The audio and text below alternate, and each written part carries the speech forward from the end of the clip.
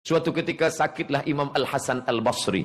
Nabi punya sahabat bernama Abdullah bin Abbas. Abdullah bin Abbas punya murid, di antaranya Imam Al-Hasan Al-Basri.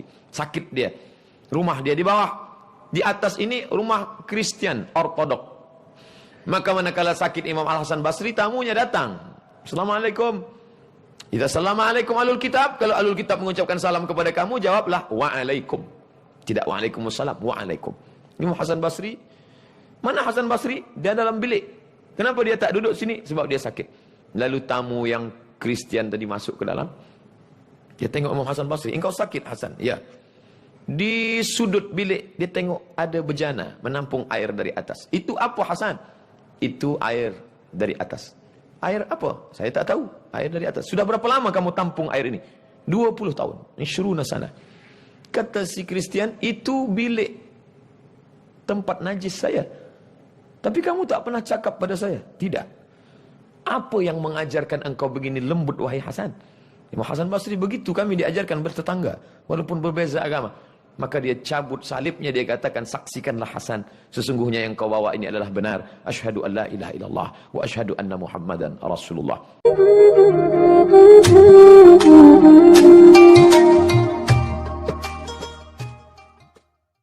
Saya datang sampai di hotel, apa kata mereka? Welcome Ustaz Somad. Apa awak pakai welcome?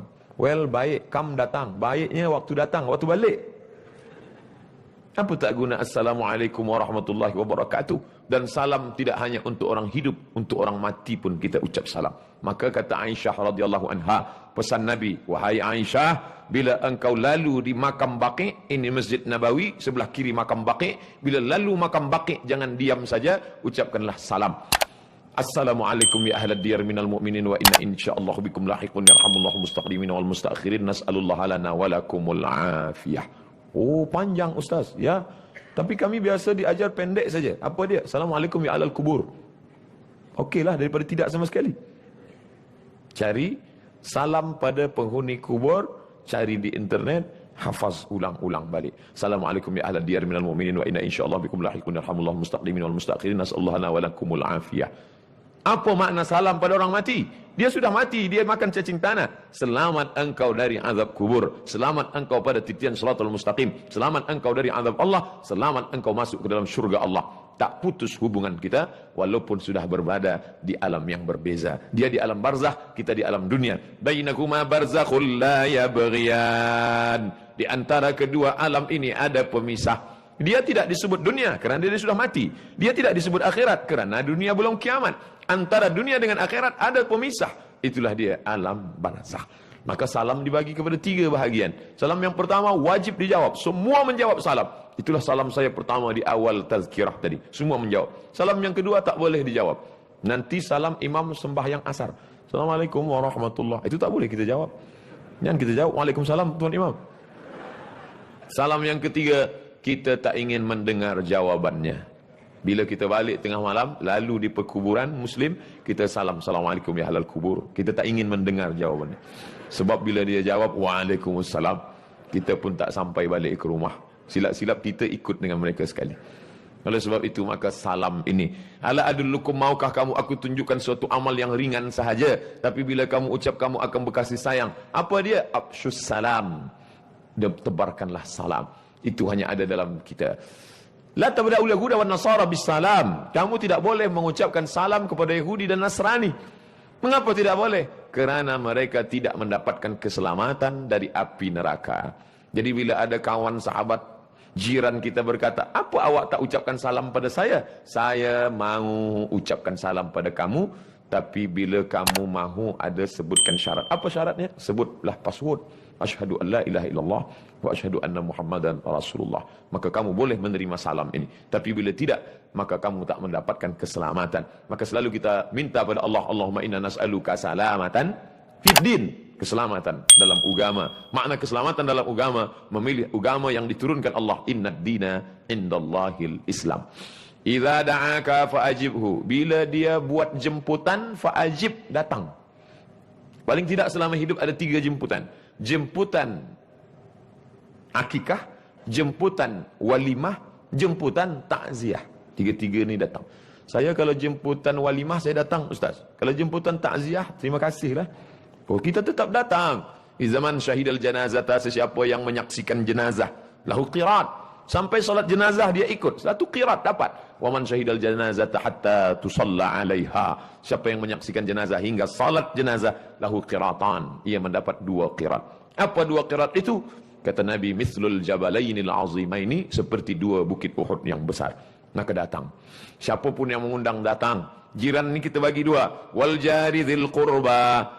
Jiran tetangga tapi ada hubungan kerabat. Wal jaril junubi, jiran tetangga tapi tidak ada hubungan kerabat. Bila ada hubungan kerabat dekat, tapi ada yang kurang dekat, maka kita datang. Bukan kerana kaya. Bila kaya kita datang, bila susah kita tak datang. Bila dia ada kuasa kita datang, bila dia rakyat jelata kita tak datang. Sebab bila kita mati, maka doa yang paling dekat adalah orang-orang yang berada di persekitaran kita. Inilah sahabat kita. Kata Imam Sufyan Ats-Tsauri, 40 rumah di hadapan, 40 rumah di belakang, 40 rumah di kanan, 40 rumah di kiri. Sebab rumah orang dulu di bawah. Mungkin zaman sekarang di Kuala Lumpur 40 rumah ke atas, 40 ke bawah.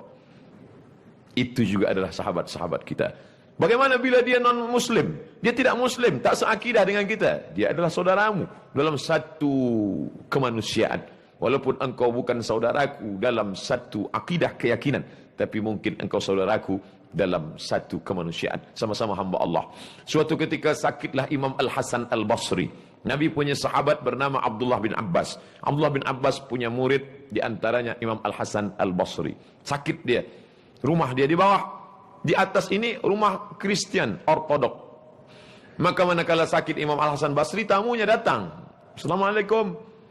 Idza assalamualaikum alul kitab, kalau alul kitab mengucapkan salam kepada kamu, jawablah waalaikum. Tidak waalaikumsalam, waalaikum.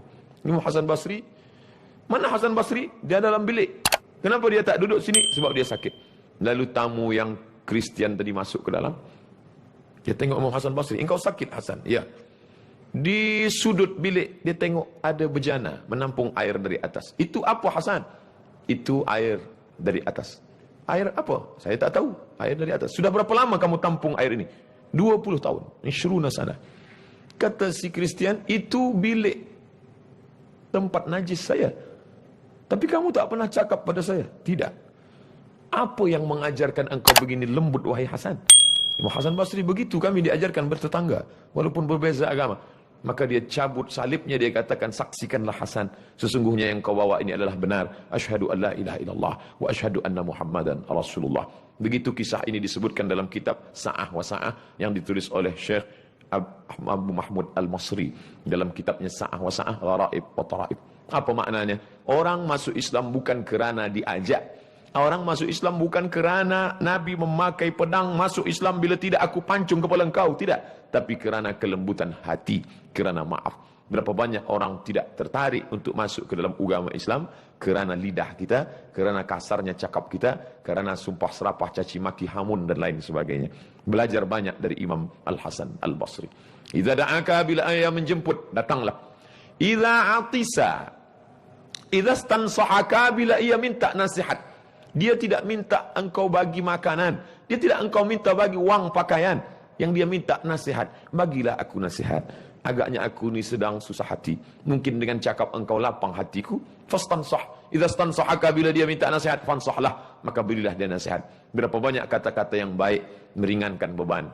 Kawan sahabat yang sedang susah, kita berikan kata-kata yang menenangkan hati. Engkau banyak-banyak berzikir, banyak-banyak salat sunat taubat, berzikir kepada Allah, maka Allah akan turunkan ke lapangan. Doakan dia, ala hadhihi niyyah wa kulli niyatin salihah al-Fatihah, maka Allah turunkan rahmat dan barakah. Yang kelima. Yang keempat, idza atisa, bersin dia. Fahamilallah, dia ucapkan alhamdulillah. Jangan diam saja, fashammithu, balaslah dengan apa? Yarhamukallah. Yarhamukallah. Allah merahmatimu. Apa maknanya? Kita peduli pada dia. Hari ini kita duduk bersama orang-orang yang tidak peduli. 5 orang duduk di airport menunggu flight yang sama tapi tidak ada kepedulian. Mau bersin, mau pengsan, mau mati, bukan urusan saya. Dia sibuk dengan dunia dia sendiri. Andai ada satu pingsan di sebelah, dia tidak tolong tapi dia ambil gambar. Ada orang pengsan di sebelah saya. Siapa yang suka, like and share.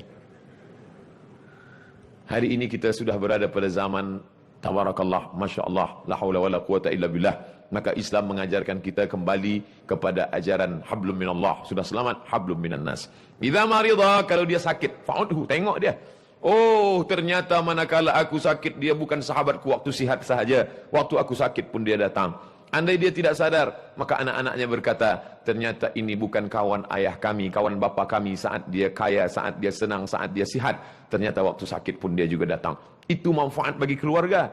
Tapi bagi kita yang melihat, saat itu kita sedang bersyukur kepada Allah. Oh, ternyata bila masa tiba, yang saat ini tegar, yang saat ini boleh tegak berdiri, sampai masanya tak boleh melakukan itu semua.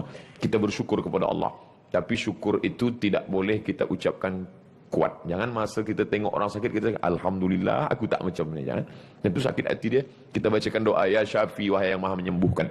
Ya Kafi, wahai yang mencukupkan. Ya Mu'afi, yang maha menyehatkan. Ishfi mardana, sembuhkan saudara kami yang sakit. Syifaan ajilan, kesembuhan yang bersegera cepat. La yughadiru saqaman, tidak akan kumat, tidak akan kambuh untuk selamanya. Maka doa kita itu melapangkan dia. Idza mata, kalau dia mati, fattabi'ahu, iringkan jenazahnya. Bila ada orang mati, kita ada ambil peduli, kita iringkan jenazahnya sampai ke pemakamannya. Pandang, inilah rumah yang tak pernah kita pandang, tak pernah kita lawat, tak pernah kita tengok. Tapi sampai masanya kita juga akan ikut dan masuk ke dalamnya. Yatsba'ul mayyita salasun, yang mengiringi jenazah itu tak banyak, hanya 3 sahaja. Maluhu, hartanya. Ikut harta, kereta yang besar, yang mewah, yang mahal, ikut mengiring. Tapi hanya sampai ke parking saja. Selepas itu dia akan balik ke tempat semula. Ahluhu, anak, istri, keluarga, sahabat, kawan, semua ikut mengiring. Tapi hanya sampai ke tempat keramaian. Selepas itu dia pun akan juga kembali. Wa yabqa wahidun, yang tinggal cuma satu. Wa amaluhu, amal. Kalau pernah engkau sapu kepala anak yatim, itu yang akan menolong di hadapan Allah.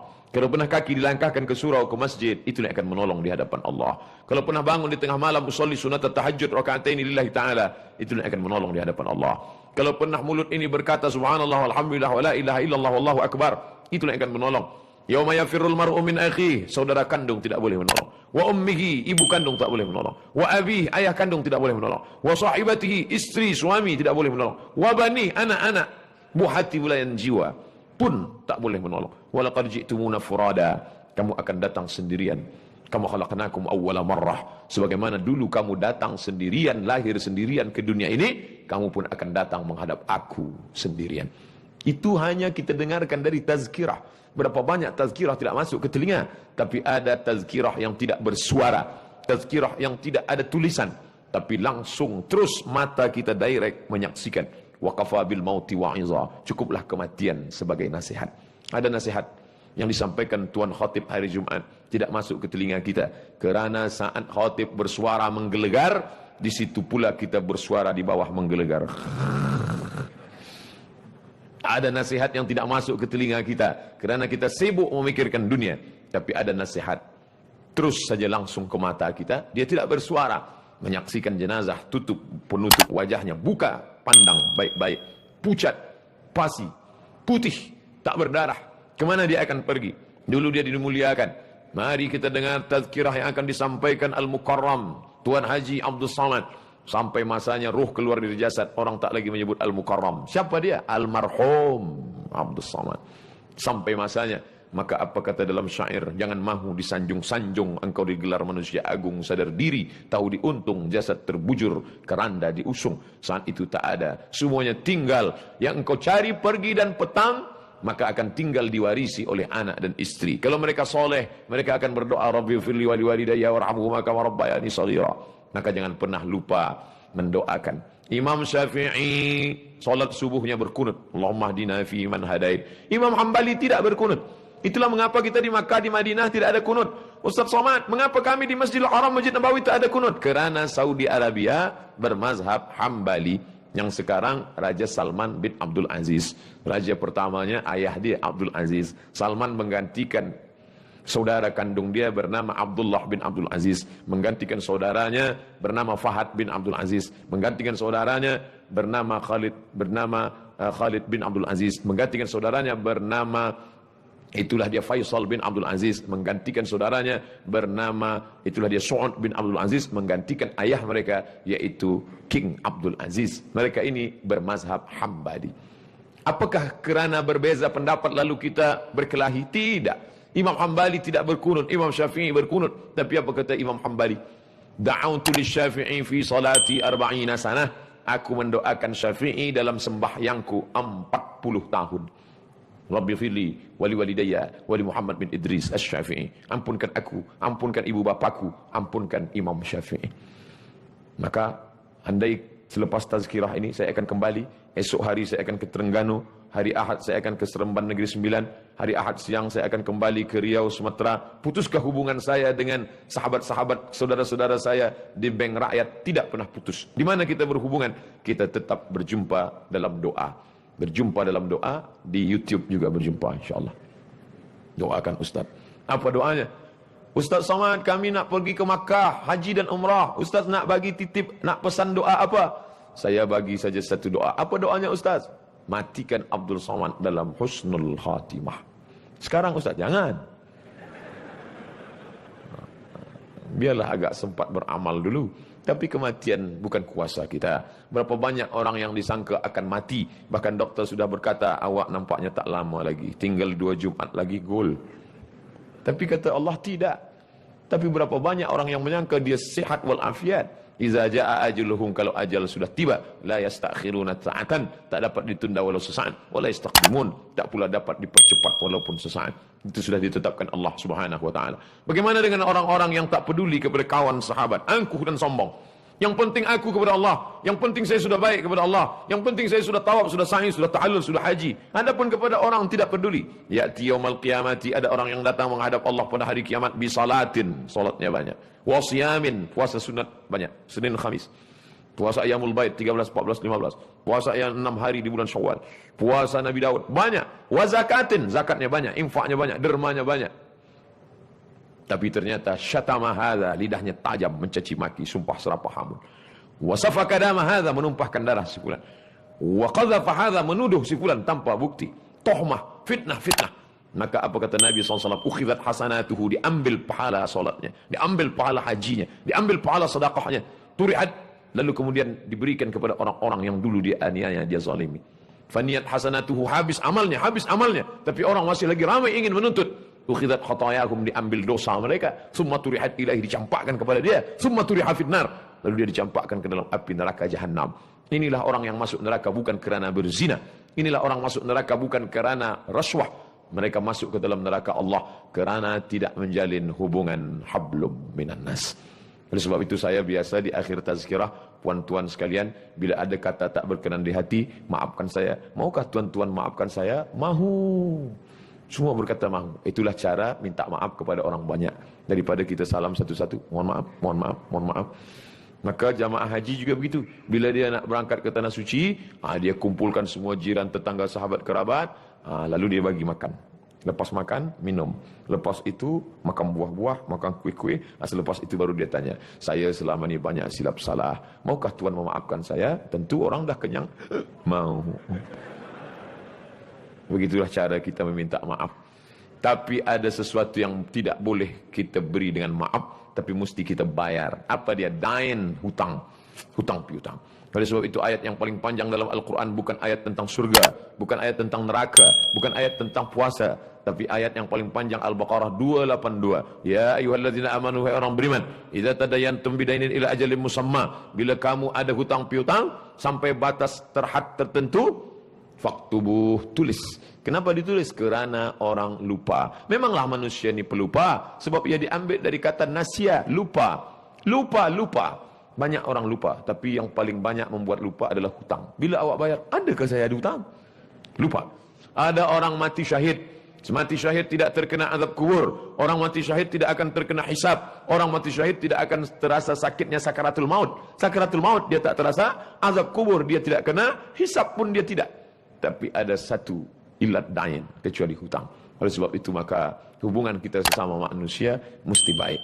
Maka tajuk siang ini, Masya Allah, Tabarakallah, yaitu tentang masalah hablum minallah, hablum minannas. Saya bagi 30 minit hablum minallah, 30 minit hablum minan nas. 30 minit pula berikutnya soal jawab. Saya mula tadi pukul 3.10, sekarang pukul 4.10. Terima kasih segala perhatian. Ternyata di Bank Rakyat ni cepat waktu berlalu. Bila ada soalan dalam bentuk tulisan kertas, saya akan jawab insya-Allah yang boleh saya jawab. Bila saya tak tahu jawabannya, kertas ni akan saya bawa kembali ke Riau. Saya akan tuliskan jawaban di blog www.somatmorocco.blogspot.com. Untuk banyak soal jawab, lebih kurang 200, itulah yang banyak dibuat dalam satu buku. Boleh di-download di Play Store.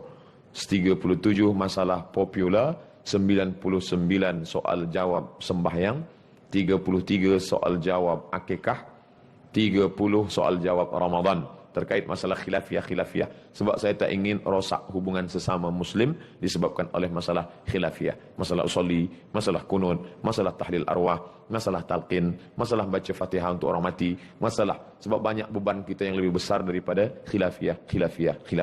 Mudah-mudahan ada manfaatnya. Yang baik datang daripada Allah SWT, yang tak baik dari hamba Allah yang dhaif. Assalamualaikum warahmatullahi wabarakatuh. Jangan lupa subscribe, like, and share.